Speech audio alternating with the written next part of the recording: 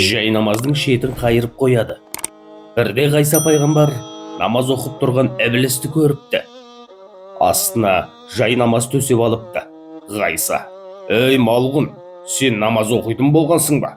деп сұрайды. «Білмеуші ме едің? Мен 40 000 жыл періштелерге ұстаздық еттім. 100 000 жыл тәңірге құлшылық қылдым. Бұл сонан қалған әдет қой», дейді. Ғайса: «Намазды әдет қылғаннан Құдай сақтасын. Жай намазды қайдан алдың?» дейді. «Ашық тұрған жай намазда мен намаз оқимын», деп жауап қатты.